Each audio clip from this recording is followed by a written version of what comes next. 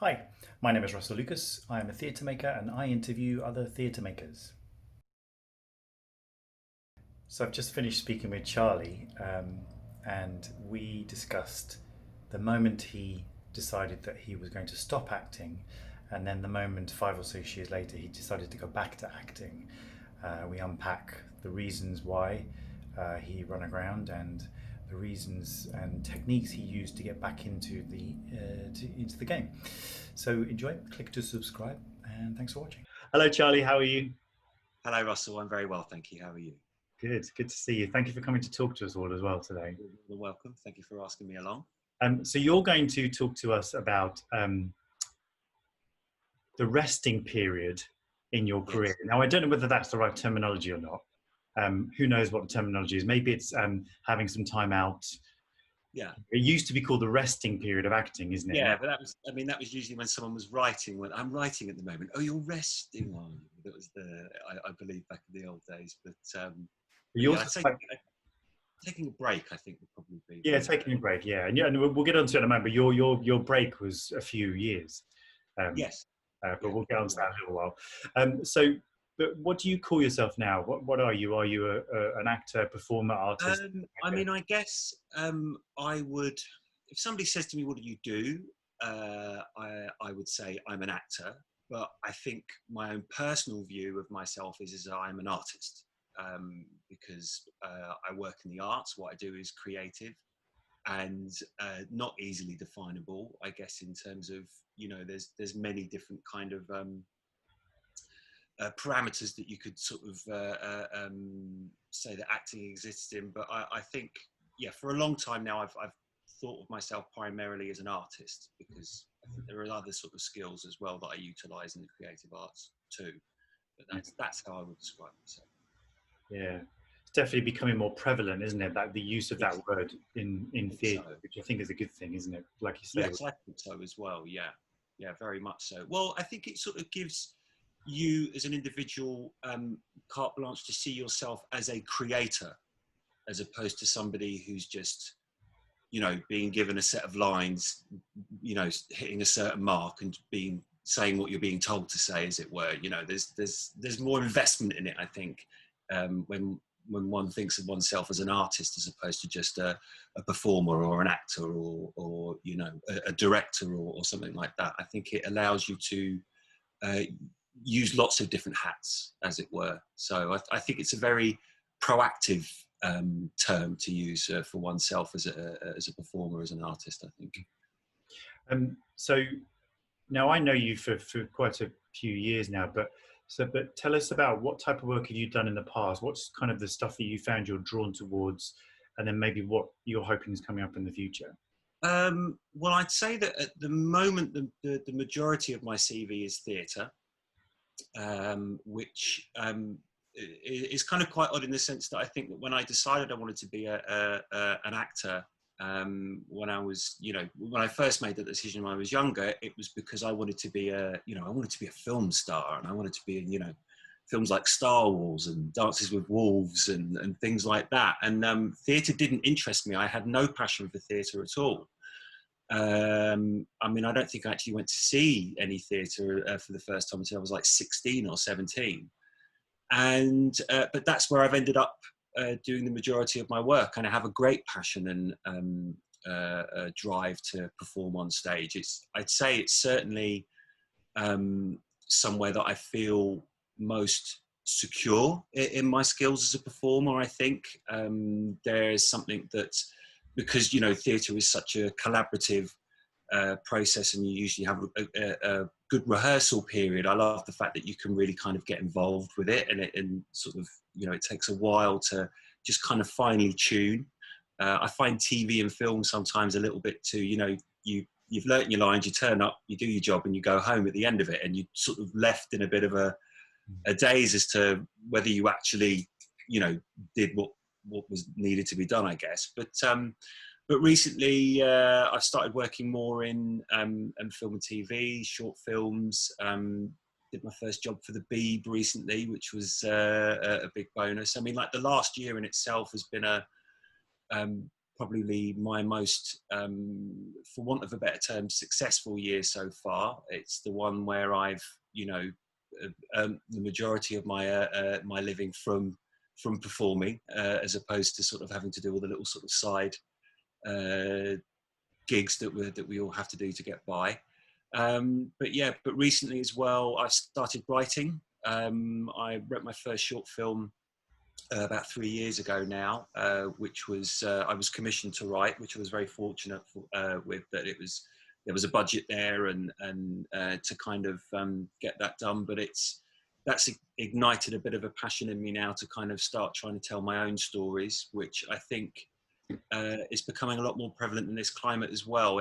People are sort of creating more of an interest and gaining a lot more attention for their careers and furthering their careers by writing work for themselves and telling the stories that they want to tell rather than, you know, telling the same old stories from back and beyond. But yeah, I mean, I'd say the last sort of 10 years is when I decided to get back into the industry have definitely been very busy and sort of working with sort of lots of independent theatre companies at independent venues. And then I think I sort of started off doing a lot of site-specific and immersive theatre when I first got back into the profession. And then that's kind of gradually moved towards, I guess, what you would call a standard theatre space, i.e. I wasn't having to lead an audience members, you know, from A to B, going through point C and checking everybody was in the room before,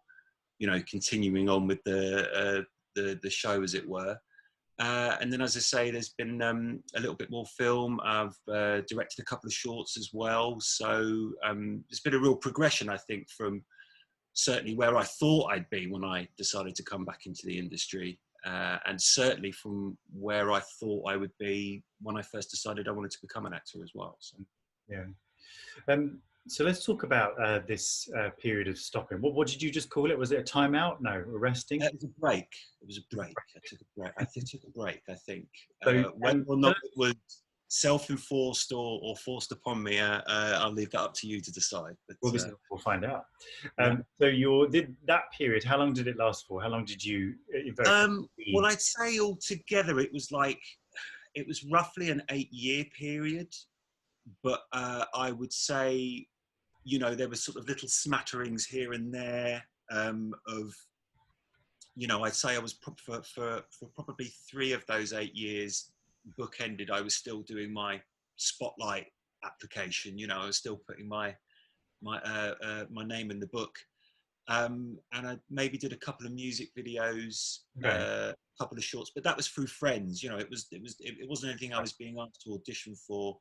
I mean, I'd say I had a solid 5 years, 6 years actually, probably, where I really wasn't doing anything at all. I wasn't actively going out and, you know, pushing myself forward or looking for work, as it were. Yeah. So, I mean, one of the reasons I wanted to get you on the channel to talk about this, because I think it's true to say that people do leave the profession. Yes. Yeah. I don't think people returning to the profession is actually dissected enough. So if we first start with what were the the driving forces, the factors behind your decision to leave? I can imagine there's not necessarily one day where you said, "That's it, I'm done." But what were the driving forces for? What was it? Was there a will taken away from you? Was it life circumstances or whatever? And then well, I think it was definitely there was lots of sort of different factors kind of leading up to it. I mean, some that I could go way back before, I went to drama school, but certainly I think when I came out of drama school, my confidence was obliterated because I didn't have the best time at drama school, and I think that was very much down to a lack of responsibility and a bit of an immature ego on my part, because I went to drama school expecting to kind of come out as a better actor. I expected it to be this kind of great sort of creative flowering of, you know, my sort of Day-Lewis-esque talent to, just become the role, and it was just going to be this wonderful period of creativity and experimentation. And in fact, I sort of found myself quite often, sort of not reacting very, sort of not being able to kind of cope with what was being asked of me, kind of actually feeling that I wasn't capable, and that I was too sort of almost scared of getting it wrong to actually kind of, make the steps forward. And I think that, I kept wanting to sort of put the responsibility of that outside of myself, to kind of blame that on, the way I was being taught, or, the circumstances that I was living in at the time, or, I was very much, scared of, taking that responsibility upon myself, I think. And I think what happened was, I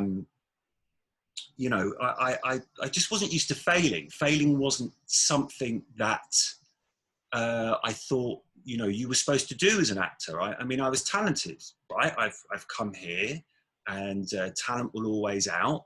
And it just didn't occur to me that, you can be talented, but you've actually got to still work bloody hard with that talent and at that talent in order to keep moving forward, because otherwise you just kind of become very stagnated. And I think that the idea of failing and of not measuring up to, my own perceived, expectations of where I should have been, and not necessarily measuring up to what I felt the institution that I went to, what their expectations of me were, that I just kind of ended up sort of going into a bit of a catatonic state, really, in the way that just, I was just scared of getting it wrong and of not being good enough. And I think that ended up causing me to sort of just withdraw, and becoming quite resentful of myself, because I felt like I was wasting this opportunity. How many people got to go to, one of the sort of main drama colleges in the UK, and essentially, I sort of beat myself up for not making the most of it, for wasting those opportunities, and for letting them kind of go to one side. I felt that, I should have come out of drama school like a bullet out of a gun. It should have been like bang, like this. But what I actually felt like was I came out in a worse position, certainly in a worse frame of mind than when I went in. And I think what happened was, as well, as that I would see, not necessarily other people I was at drama school with, but I would see other people's careers take off. I would see other people kind of, their profiles would get bigger, and I'd become very bitter and very jealous. And I'd sort of made that number one, I think, cardinal mistake, which is, when you start comparing yourself to other people, when you start comparing yourself to other people's success, you're on a hiding to nothing, basically, at the end of the day. And I think that because I saw other people becoming successful, I sort of started having resentment against myself for, well, look at them, look at where they're going, and you wasted that opportunity. You've ended up, you've come out of drama school without an agent. You haven't got a clue about how to get yourself started again. And I think basically I just couldn't cope with the feelings of inadequacy and failure that I considered myself to have committed. And I think it got to a point where I just decided I couldn't call myself an actor anymore. I didn't deserve to call myself an actor anymore, because I obviously wasn't applying myself. I wasn't focused enough. And I just didn't really think I could do it anymore, basically. And I think I just sort of ended up taking a step back, just because it was almost a rejection. I think it was as much a rejection of, it was as much as a rejection of the career, because it was like, well, you don't want me, so therefore I don't want you. And, and you can stay over there and I'm going to go over and sulk in the corner over here, basically, which is, I think, kind of what it amounted to in the end. Sounds like it was the perfect storm in some ways. Yes. Your expectations, but I would also suggest that it's also about the messaging of the industry, that the way training is sold. I think so. Yeah. That could be part of it. Sorry? That could have been part of it. Yeah. The toxic mix of, I expect this, and then the industry telling you will get this by the end. You know, the sale of the product, isn't it? The sale of the training model. Yeah, it's really interesting. Yeah, I think so. I mean, I think it's still pretty much the case that there is this idea of a very prescribed way in which you go about achieving the goals of becoming an actor. You know, you write to your agent comes to see you in one of your end of year shows or in the showcase, and you get signed by that agent, and then you're going to go off and you're going to start auditioning, and you know, you're going to do a little bit of theatre, and then somebody will see you in the theatre and you'll get a TV audition, and if the TV auditions start to go okay and you start picking up parts in TV, then you'll move on to, and it's like this idea, because I think especially when you perhaps look at the individuals who are considered to be successful within our industry, quite often, obviously always the case, but quite often, you know, they do kind of follow that pattern. There's this sort of gradient of, you know, that's the way they go. And I think quite often we think that that's what a career in acting is. We think that is that's what you do when you're an actor. You start in theatre, you go into TV, you progress to film, and then you call your own shots, you know. And of course, as I've obviously discovered, you know, that's not always the way it works, and that career paths are not always that clearly set out. And in fact, there are many other types of kind of performance and, you know, an artistry than just the sort of, you know, mainstream parameter of theatre, TV, film. And I think that's something that is definitely missing from the institutions, the way drama's taught there. Yeah, that's interesting. I'm going to ask you another question at the end then. But so now you spent 5 or 6 years at the end of your garden. What made you, dare I say, claw your way back? Because I've known you for 20 years, and I know that you in the years that you've been back as an actor, you've done really well, and so it's like you're not a failed project here. It's you're a success. So what I'm saying is that what were the deciding factors for you to say, I'm going back in? Well, I think to answer that question, I need to sort of maybe come back again a little bit before drama school, to say that, you know, when I was leading up to drama school, I was doing a BTEC National Diploma, Performing Arts in Brighton, and I went there after my A-levels, and for the first year of that course, I probably had the most horrific, at that point, creative work output I've ever had.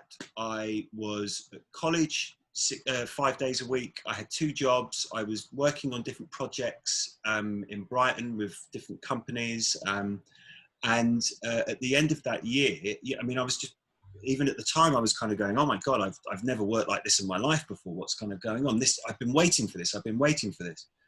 And then my dad passed away very suddenly out of the blue. And that would be the year before I started at Rose Bruford. And I think that from that moment on, I was, you know, I'd been on this one track where I was zooming ahead, and then my dad's death kind of jolted me onto another track. And I think basically that sort of led me on an inevitable journey towards this big crash that basically happened in my early 30s. And I ended up in a situation where I really had to kind of take stock of who I was and where I was and what was happening in my life, and, you know, to take responsibility for the decisions that had been made that had led me there. Because it's all very easy to kind of sit there and go, oh, well, you know, I've had a hard time because nobody really understands me, and you know, my daddy died at a very a very important time in my life. But I think what actually happened is that, you know, sometimes when you reach rock bottom, you're actually in a position all of a sudden to really kind of view everything with a very clear, open mind, and actually maybe sort of understand, you know, why have I got here? You know, what has led me to this point? And I decided to get out of London and go back to Brighton. And I decided I needed a bit of security and safety. So I moved back in with my mum and my family. And basically, I think what really helped me was being out of London, being out of that rat race, being out of that that environment and that circumstances where, you know, I wasn't comparing myself to other people that I've been, you know, admiring and working with for years, that I could basically take the time and the space to have a look at myself and decide, what did I want to do with my life? You know, who was I? I'd spent an awful long time blaming all the issues and the shortcomings on other people and on other circumstances, and not really sort of taking any of that on for myself. And, you know, I started to sort of actually take a look at, you know, where these blocks that I'd put in my way had come from, and actually, you know, what was it that I had done to halt my progression and development, you know, as a human being, besides my career. And I guess what I found is that after I went away and had a bit of, you know, peace and quiet and solitude, and you know, that basically this voice, this desire, still existed in me to want to get up and perform, to want to, I guess, basically elicit the same cathartic reaction and experience in someone else that films and theatre and TV had done for me for years. I think that's what I always wanted when, you know, when I decided I wanted to become an actor. I wanted to have the same.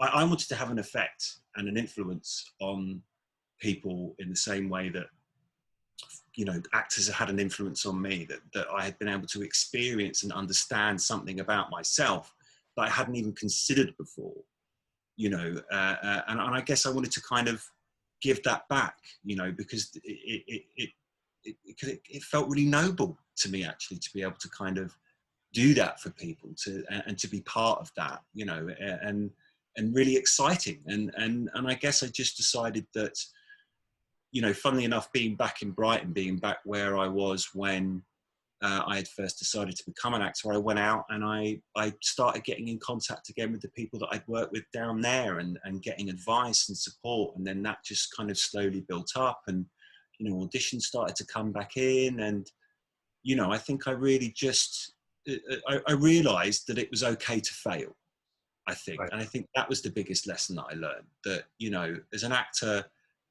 you know, I think the biggest successes you can have are when you fall flat on your face, because you learn more from that than you necessarily do from just walking in the room and getting the job as soon as you've sat down in the chair, you know? Yeah. If that makes sense. So that's good then, because that's going to segue into my last question.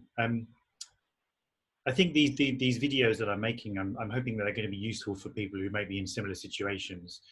It seems that you returned to performing because also you had a sense of belonging, that you felt you needed to be there. Yeah. So what did you learn from it? And, you know, if you could share a few things, if somebody else who's going through this period of, you know, a little bit like, yeah, just feeling really unbalanced in the arts and figuring about giving it up, etc. And, you know, what's your thoughts on that? I guess it's okay, isn't it? That it's kind of, you know, go with your. I mean, number one, it's okay to stop. You know, it's you know, it's fine. I think there's this fear that if you get off the merry-go-round, you're never going to be able to get back on. Mm. I mean, as I say, discovering the blocks that I was putting in my own way, I was telling myself initially that I was going to be too old to come back to it. That basically you have to keep kind of forging ahead, doggedly to sort of get to that destination, because otherwise you'll be labelled as a quitter. And I think that's not the case at all. I think, I think in many ways, as I said before, I think there was a certain amount of immaturity in me when I first started, that basically by the time I decided I wanted to come back, that I'd kind of perhaps I had matured. I'd perhaps at least if I'd not laid all my demons to rest, I'd certainly got to, to grips with them and understood where they came from, and that, that they were there to push me on rather than hold me back. And I think that ultimately, sometimes, this profession, it can be very tough on your mental health, especially when you're constantly kind of going up for work and you're not getting it. I think that fear of, I'm not good enough for this, nobody wants to work with me, or I'm just not getting the jobs, I think that's something that if you want to step away from it. And I think, if you have an agent, I think if they're worth their salt, and they'll understand that you want to take a break. It is very intense, and ultimately if you turn around to your agent and say, look, I want to take a break, and your agent's like, well, then I don't know if I can represent you anymore, in that case, well, then go fine, and cut ties with them. A lot of the work I found for myself over the years, I found for myself, it's only the last couple of years that I've had an agent that's been getting me work. Previously, all my work came from, people I'd worked with previously, or work I'd gone after myself. I think ultimately sometimes if you want to take that step up, if you want to be working in places like the National Theatre and the Royal Exchange and the BBC, yes, you're going to need an agent to sort of sometimes get you in the door there. But ultimately, I think you've just got to sort of it sounds a little washy, but you've got to stay true to your own voice, and you've got to understand that if you want to take that break, then take that break. The only person that's going to have a problem with you doing that is you. The industry is going to keep moving, and the industry, it will roll on fine without you, and in that case, you can step back into it whenever you want. Don't be afraid of doing that, and I think that, it can be a much more rewarding experience if you do make that choice. I think. I mean, it's certainly been that way for me. Yeah. It seems it's the fear of failure, isn't it? Can make you catatonic if you're not. Massively. And like you say, there could be a bit of a stigma to somebody who stops and goes away for 5 or 10 years and then decides to come back, and people start fanning their fans and go, really? It's quite an effort. But 9 times out of 10, they're not going to know that you've taken that break anyway. If you're an established actor, part of coming back will probably add to the mystique.